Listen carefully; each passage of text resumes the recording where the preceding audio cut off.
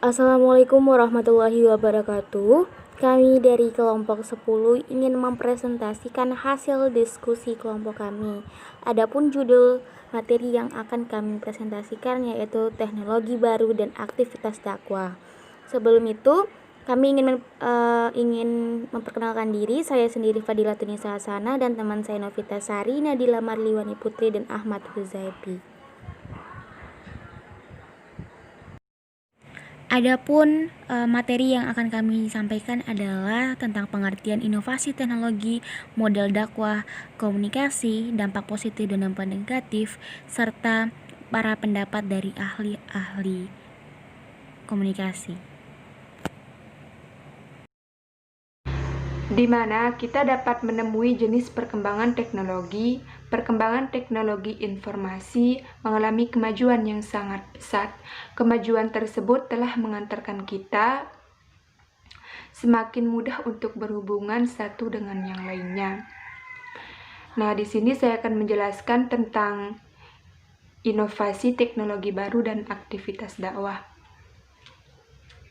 Yang pertama, pengertian inovasi teknologi baru, yaitu memperkenalkan suatu teknologi baru, pelayanan yang baru, dan cara-cara baru yang lebih bermanfaat.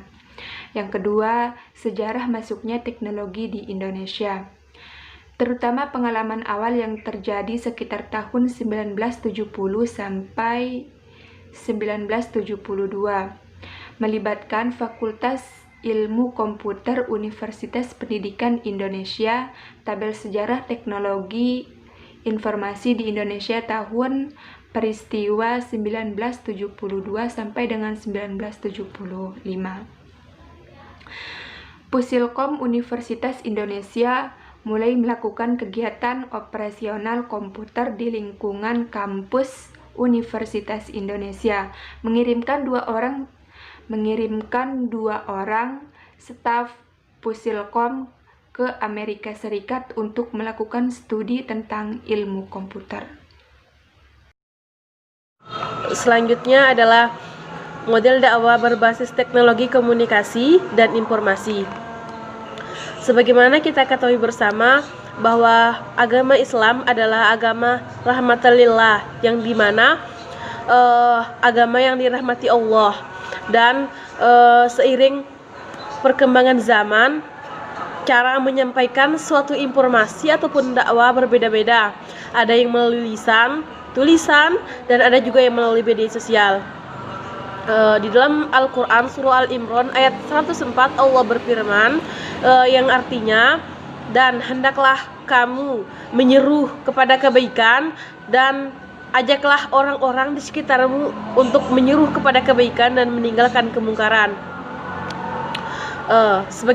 Sebagaimana yang kita ketahui bersama, seiring perkembangan zaman, metode ataupun cara dakwah berbeda-beda. Dan meskipun demikian, perkembangan teknologi tersebut juga memiliki dampak negatif di sisi dampak positifnya. Di dalam dampak negatifnya, dengan informasi tersebut ataupun dengan teknologi tersebut, kita dapat berdakwah dengan mudahnya, baik melalui WA, Instagram, dan media massa lainnya. Tetapi banyak juga orang yang menyalahgunakan hal tersebut.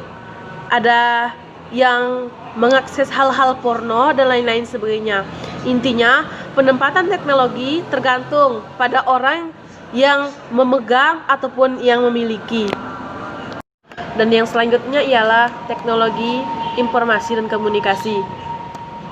Pada tahap penyiapan teknologi komunikasi tersebut, hal utama yang digunakan ialah melalui komputer ataupun laptop. Dengan laptop tersebut, para pendakwah akan menyaring segala hal-hal ataupun metode dakwanya menjadi sesuatu yang bermanfaat.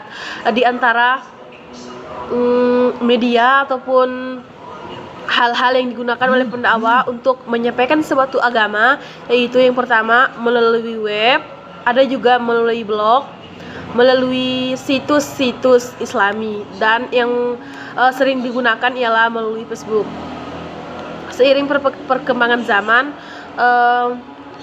model ataupun metode yang digunakan oleh para pendakwah telah berubah dari secara lisan ataupun secara tatap muka, secara langsung, dan yang kedua ialah secara face to, dan yang kedua ialah secara secara ataupun lewat media. Bagi informasi dan komunikasi menggunakan komputer sebagai alat bantu ataupun sebuah alat yang digunakan untuk penyaring informasi-informasi, dan metode ataupun cara berdakwahnya berbeda-beda. Pendakwah seringkali menyampaikan dakwah melalui situs-situs. Yang pertama melalui web, blog, ada juga melalui Facebook. Tersebut telah disediakan figur-figur dalam tujuan ataupun dalam konsep menyebarkan agama. Ada beberapa alasan para penyebar agama ataupun para pendakwah mendakwakan ilmunya melalui via internet. Yang pertama ialah dengan via internet segala sesuatu mudah diakses dan mengetahui perkembangan zaman. Banyak kalangan ataupun orang-orang yang lebih memilih membuka situs-situs yang berbasis internet daripada membaca koran dan lain sebagainya. Yang kedua, dengan menyebarkan agama melalui media sosial ataupun melalui via internet, dakwah tersebut ataupun materinya sangat mudah diakses, sehingga metode ataupun pembahasannya lebih berkembang, sehingga para pendakwah lebih memilih untuk melalui via internet agar metode ataupun materinya tidak usang akibat perkembangan zaman yang dimana penggunanya ataupun manusia pada zaman sekarang lebih mengutamakan internet daripada ataupun lebih memilih membaca segala situs-situs yang berbasis teknologi daripada memilih membaca secara langsung di buku ataupun di koran dan lain sebagainya. Baik, di sini saya akan menjelaskan tentang dampak positif dan negatif dari inovasi teknologi yang berkembang di masyarakat. Seperti yang kita ketahui bahwa teknologi itu memiliki peran penting dalam kehidupan manusia, dan walaupun ada beberapa oknum yang tidak akan bisa langsung bergabung dan paham dan menyesuaikan tentang inovasi teknologi tersebut, namun dapat kita ketahui juga bahwa inovasi teknologi juga memiliki dampak positif dan dampak negatif. Adapun dampak positif dari inovasi teknologi adalah yang pertama, menemukan atau memberikan informasi yang penting yang belum pernah kita temukan dan yang belum pernah kita ketahui, seperti di bidang pendidikan yang memuat tentang segala pelajaran-pelajaran mahasiswa dan pelajar. Kemudian memudahkan manusia untuk berinteraksi dengan seseorang yang tidak langsung, misalnya lewat handphone ataupun komunikasi lainnya. Seperti pada saat keadaan seperti ini, COVID-19, itu kan kita nggak bisa nih langsung face to face sama orang. Jadinya dengan adanya komunikasi lewat media-media dapat mempermudah kita untuk berkomunikasi dengan satu yang lainnya. Sehingga dengan adanya inovasi teknologi ini bisa membantu dalam keadaan seperti ini. Nah, selanjutnya ini memudahkan untuk berdakwah. Dakwah melalui internet telah menjadi salah satu pilihan masyarakat, serta penyampaian yang lebih variatif telah membuat dakwah Islam via internet bisa menjangkau segmen yang luas dan lain-lain. Nah, saya jelaskan bahwa dakwah melalui media internet ini jadi siapapun dan kapanpun itu bisa mengaksesnya, mulai dari sambil tidur, sambil duduk atau sebagainya. Itu jadinya orang tuh lebih mudah mendapatkan informasi-informasi tersebut. Kemudian dampak negatif dari inovasi teknologi yang pertama, banyak sekali remaja-remaja mengakses suatu hal yang tidak sewajarnya. Mereka telah memanfaatkan dengan menyalahgunakan keunggulan teknologi dengan mengakses situs-situs pornografi atau lainnya yang berbau negatif. Kemudian maraknya terjadi penipuan melalui internet seperti online shop dan sebagainya.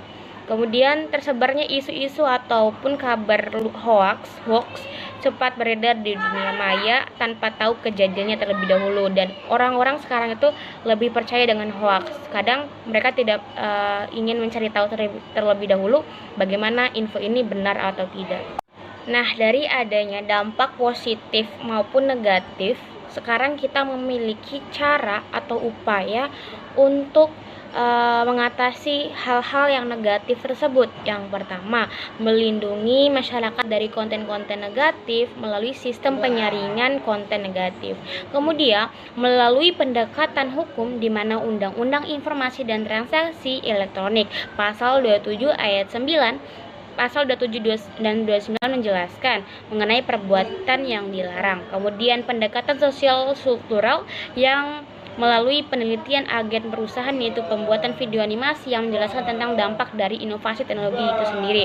Kemudian selain itu juga bisa anak-anak atau remaja yang di bawah umur itu lebih diperhatikan oleh orang tua, sehingga orang tua itu tahu perkembangan anak itu, mereka mencari hal-hal apa gitu. Jadi peran orang tua di sini diperlukan. Istilah komunikasi berpangkal pada pengertian Latin communis, yang artinya membuat kebersamaan atau membangun kebersamaan antara dua orang atau lebih. Komunikasi juga berasal dari akar kata bahasa Latin communico yang artinya berbagi. Dalam Kamus Besar Bahasa Indonesia, istilah komunikasi adalah 1. Pengiriman dan penerimaan pesan atau berita dua orang atau lebih sehingga pesan yang dimaksud dapat dipahami. 2. Perhubungan dua arah komunikasi yang komunikan dan komunikatornya dalam satu saat bergantian memberikan informasi formal, tingkat ketepatan, keringkasan, dan kecepatan komunikasi. Penyebaran informasi oleh satu kelompok sosial tertentu kepada pendengar atau hadirin yang luas dan heterogen serta tersebar di mana-mana. Sosial komunikasi antar kelompok sosial dalam masyarakat. Teknologi adalah pengembangan dan aplikasi dari alat, mesin, material, dan proses yang menolong manusia menyelesaikan masalah. Menurut teknologi baru memiliki banyak arti seperti yang diungkapkan oleh para ahli sebagai berikut. Yang pertama, Red Band mengatakan bahwa teknologi ini pada dasarnya mencakup semua alat, mesin, peralatan, perlengkapan, senjata, perumahan, pakaian, transportasi, dan komunikasi perangkat, dan juga keterampilan yang akan memungkinkan kita sebagai manusia bisa memproduksinya. Yang kedua, Naisbitt mengutip pemahaman tentang teknologi dari Random House Dictionary yang mengatakan bahwa teknologi adalah objek serta benda-benda serta bahan dan bentuk juga berbeda dari manusia biasa. Yang ketiga, Meyorso, teknologi adalah suatu bentuk proses yang meningkatkan nilai tambah. Proses yang berjalan dapat menggunakan atau menghasilkan produk tertentu di masa produk yang tidak terpisah dari produk lain yang sudah ada. Hal itu juga menyatakan bahwa teknologi merupakan bagian integral dari yang terkandung dalam sistem tertentu. Istilah teknologi baru adalah istilah umum yang digunakan untuk mendefinisikan semua yang terkait dengan internet dan interaksi antara teknologi, gambar, dan suara. Definisi media baru berubah setiap hari dan akan terus berlanjut. Media baru berkembang dan berubah secara terus-menerus. Media baru dapat ditandai dengan beragamnya penggunaan gambar, kata, dan suara. Jaringan gambar, suara, dan tata teks ini berbeda dari format media lama seperti surat kabar cetak karena karakteristiknya bersarang. Sejarah masuknya teknologi ke Indonesia. Perkembangan teknologi informasi di Indonesia saat ini berkembang dengan pesat bersamaan dengan penemuan dan pengembangan ilmu pengetahuan dalam bidang informasi dan komunikasi, sehingga mampu menciptakan alat-alat yang mendukung perkembangan teknologi informasi, seperti sistem komunikasi dengan alat komunikasi yang searah maupun dua arah atau interaktif. Penggunaan internet di Indonesia pun sudah menjadi suatu kebutuhan sehari-hari yang dikenal dengan teknologi berbasis internet atau internet-based technology. Dimulai dengan peluncuran satelit Palapa pada 9 Juli 1976 yang memudahkan arus komunikasi dan teknologi. Setelah itu dilanjutkan dengan perkembangan jaringan seluler, yaitu GSM pertama di Indonesia, yakni sebuah komunikasi bergerak yang tergolong dalam generasi kedua. Walaupun demikian, menurut Menteri Riset dan Teknologi Hatta Rajasa, Indonesia masih berada pada urutan 61 dari 64 negara dalam konteks achievement teknologi. Pada sejarah perkembangan teknologi di Indonesia, terutama pengenalan awal yang terjadi sekitar tahun 1970 sampai 1972-an, melibatkan Fakultas Ilmu Komputer Universitas Pendidikan Indonesia atau UI. UI termasuk salah satu perguruan tinggi yang menjadi populer pengenalan teknologi. Di bawah ini ada beberapa peristiwa penting yang tercatat sebagai perkembangan teknologi di Indonesia. Tabel sejarah teknologi informasi di Indonesia tahun peristiwa penting 1972-an sampai dengan 1975. Pusilkom UI mulai melakukan kegiatan operasional komputasi di lingkungan kampus UI. UI mengirimkan 2 orang staf Pusilkom ke Amerika Serikat untuk melanjutkan studi tentang ilmu komputer. 1975 sampai dengan 1986, UI kembali mengirimkan 4 orang staf Pusilkom ke Amerika Serikat untuk melanjutkan studi tentang ilmu komputer.